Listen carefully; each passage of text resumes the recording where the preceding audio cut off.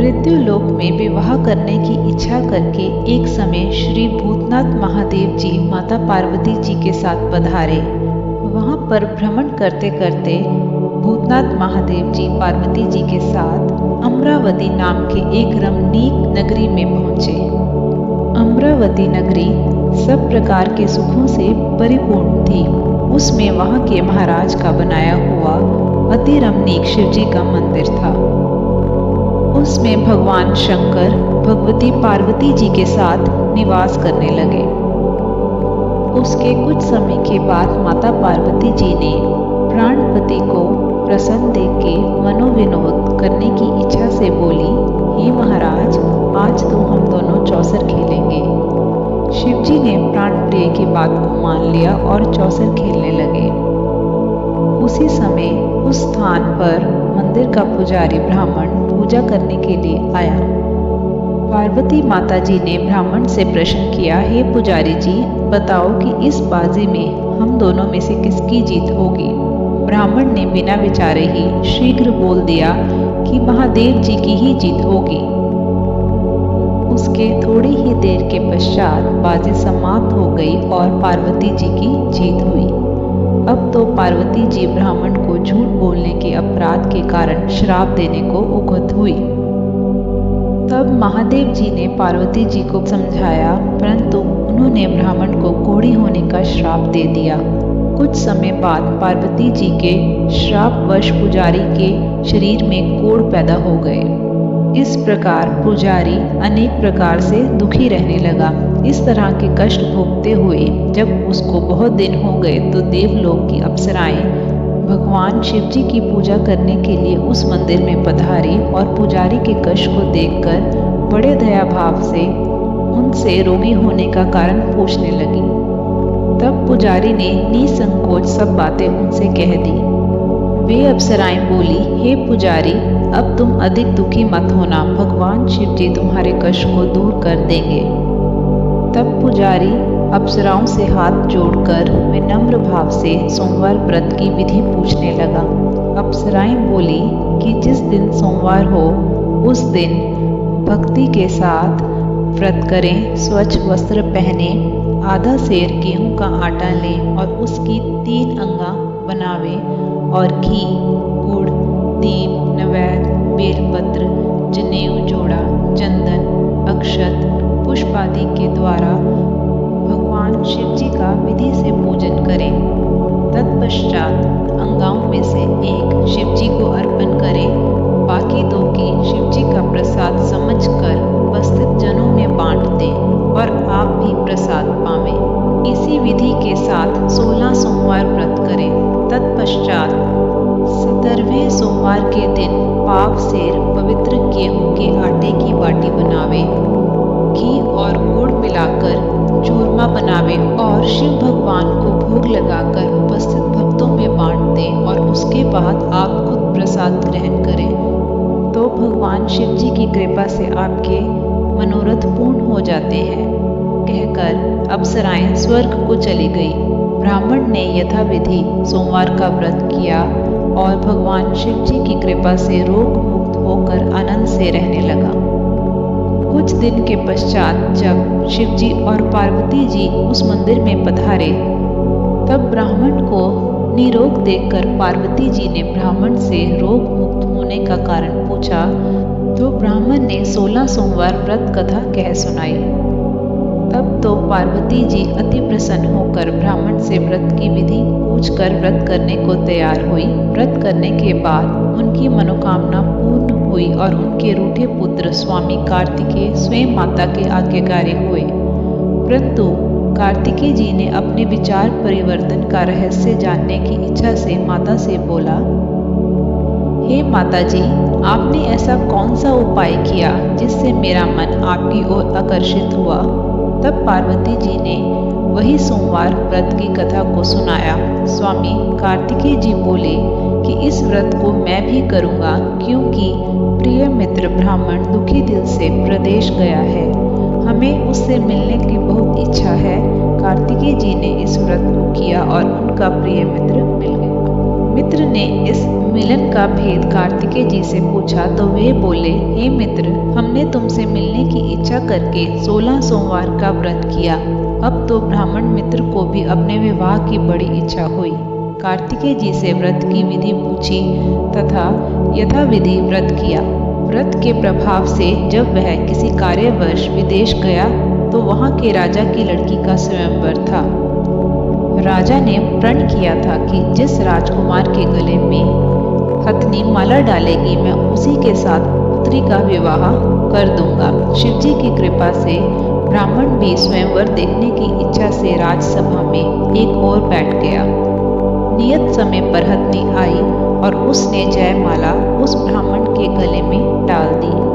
राजा की प्रतिज्ञा के अनुसार बड़ी धूमधाम से कन्या का विवाह उस ब्राह्मण के साथ कर दिया और ब्राह्मण को बहुत सा धन और सम्मान देकर संतुष्ट किया।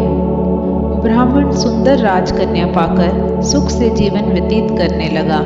एक दिन राजकन्या ने अपने पति से प्रश्न किया, हे प्राणनाथ, आपने ऐसा कौन सा भारी पुण्य किया जिसके प्रभाव से कि हथनी ने सब राजकुमारों को छोड़कर आपको वर्ण किया।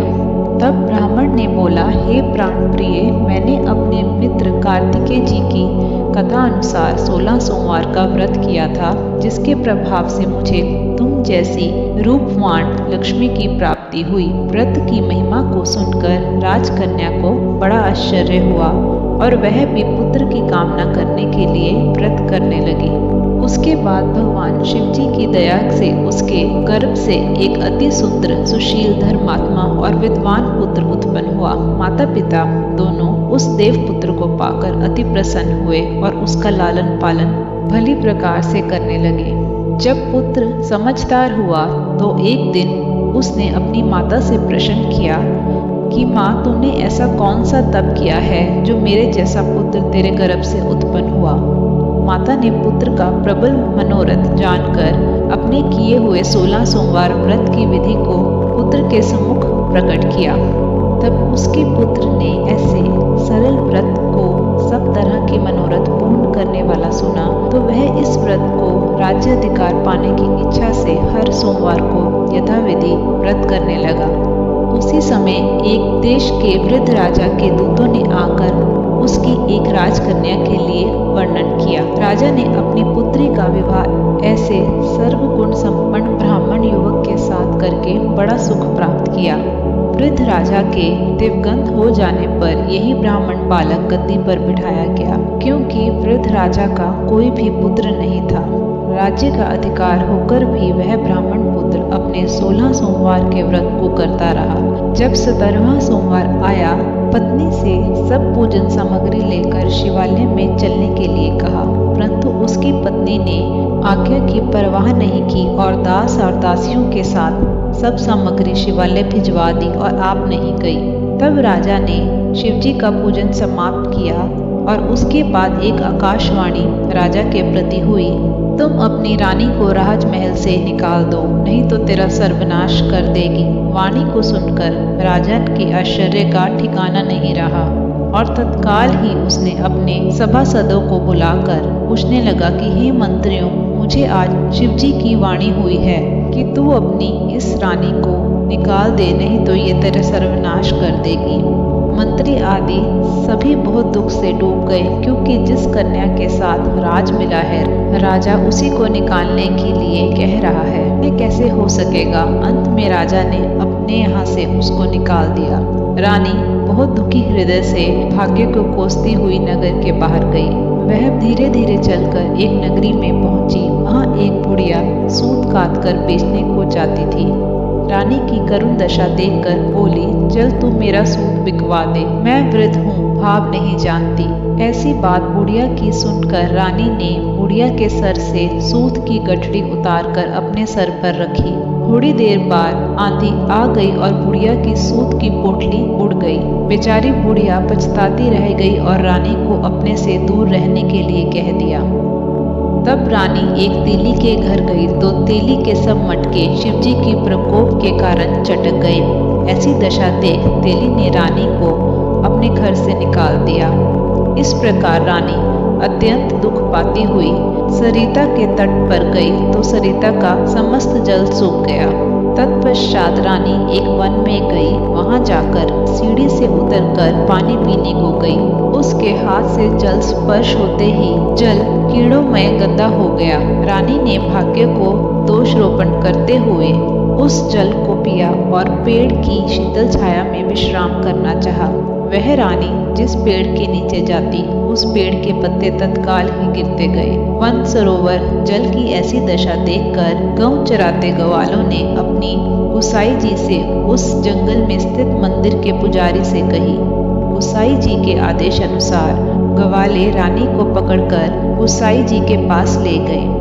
रानी का मुख कांति और शरीर शोभा देख गुसाई जान गए यह अवश्य ही कोई विधि की गति की मारी कोई कुलीन अबला है। ऐसा सोच पुजारी जी ने रानी के प्रति कहा कि पुत्री, मैं तुमको पुत्री के समान रखूंगा। तुम मेरे आश्रम में ही रहो। मैं तुमको किसी प्रकार का कष्ट नहीं होने दूंगा। गुसाई जी के ऐसे वचन सुन रानी को धीरज हुआ और आश्रम में रहने लगी। परंतु आश्रम में रानी जो भोजन बनाती उसमें कीड़े पड़ जाते, जल भरकर लावे उसमें कीड़े पड़ जाते। तब तो गुसाई जी भी दुखी हो गए और रानी से बोले, हे बेटी, तेरे पे कौन से देवता का कोप है जिससे तेरी ऐसी दशा हुई? पुजारी जी की बात सुन रानी ने शिवजी का पूजन करने ना जाने की कथा सुनाई तो पुजारी ने कहा, पुत्री, तुम सब मनोरथों को पूर्ण करने वाले 16 सोमवार व्रत को करो। इसके प्रभाव से अपने कष्टों से मुक्त हो सकोगी। गुसाई की बात सुनकर रानी ने 16 सोमवार व्रत को विधिवत संपन्न किया और 17वें सोमवार का पूजन के प्रभाव से राजा के हृदय में विचार उत्पन्न हुआ कि रानी को गए बड़ा समय व्यतीत हो गया है, ना जाने कहाँ कहाँ भटकती होगी, ढूंढना चाहिए। यह सोच रानी को तलाश करने के लिए राजा ने चारों दिशाओं में दूत भेजे। वे तलाश करते हुए पुजारी के आश्रम में रानी को पाकर पुजारी से रानी को मांगने लगे, परंतु पुजारी ने उनसे मना कर दिया तो दूत चुपचाप चले गए और महाराज के सम्मुख रानी का पता बतलाने लगे। रानी का पता पाकर राजा स्वयं पुजारी के आश्रम में गए और पुजारी से प्रार्थना करने लगे कि महाराज, जो देवी आपके आश्रम में रहती है वह मेरी पत्नी है। शिवजी के कोप से मैंने इसको त्याग दिया था। अब इस पर शिवजी का प्रकोप शांत हो गया है, इसलिए मैं इसे लेने आया हूँ। आप इसे मेरे साथ चलने की आज्ञा दीजिए। गुसाई जी ने राजा के वचन को सत्य समझकर रानी को राजा के साथ जाने की आज्ञा दे दी। गुसाई जी की आज्ञा पाकर रानी प्रसन्न होकर राजा के महल में आ गई। नगर में घर घर में मंगल गान होने लगे और ऐसी अवस्था में रानी ने पुनः अपनी राजधानी में प्रवेश किया। राजा ने अनेक प्रकार के ब्राह्मणों को दान आदि देकर संतुष्ट किया, याचकों को धन दान दिया। नगरी में स्थान स्थान पर सदा व्रत खुलवाए जहाँ भूखों को खाने को मिलता था। इस प्रकार से राजा शिवजी की कृपा का पात्र हो राजधानी में रानी के साथ अनेक प्रकार के सुखों का भोग करते सोमवार व्रत करने लगा। विधिवत शिव पूजन करते हुए लोक में अनेकानेक सुखों को भोगने के पश्चात शिवपुरी को पधारे। ऐसे ही जो मनुष्य मनसा वाचा कर्मणा द्वारा भक्ति सहित सोमवार का व्रत पूजन इत्यादि विधिवत करता है, वह इस लोक में समस्त सुखों को भोगकर अंत में शिवपुरी को प्राप्त होता है। यह व्रत सब मनोरथों को पूर्ण करने वाला है। भगवान शिव जी और माता पार्वती जी सब पर अपनी कृपा दृष्टि बनाए रखें।